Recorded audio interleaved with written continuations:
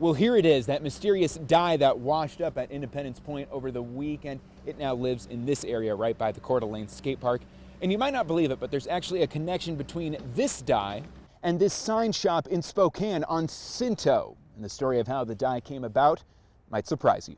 We don't know where it came from. It just showed up on a beach. This story starts strangely similar to the way it did over the weekend. It's a rusty, big metal tank. A strange object washing ashore. Chris Gridley tells us it appeared near his mother-in-law's home on Driftwood Point on Lake Coeur d'Alene back in 2008.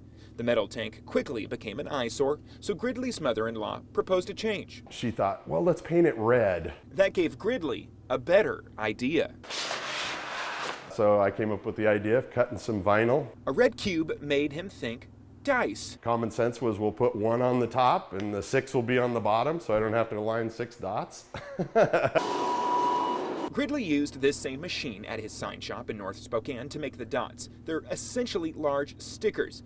What became known as Dice Beach would stay that way for 5 years. Until... oh no, it's coming to our beach. Floodwaters began to move the die. A time lapse on a neighbor's security camera captured it all. It just migrates over. And the odds would have it that the die would perfectly, and I mean perfectly, roll, or float rather, roughly half a dozen miles into Independence Point. Talk about a crapshoot. It'd probably take 6 guys to lift it. It's huge. Gridley doesn't seem to be bummed that the die has moved on.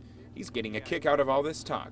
And although some joke that the die rolled a 1, he still feels pretty lucky. But that just shows you the wear and durability of our decals stuck to a rusty tank, floating across the county. In Spokane, Taylor Viydo, KREM 2 News.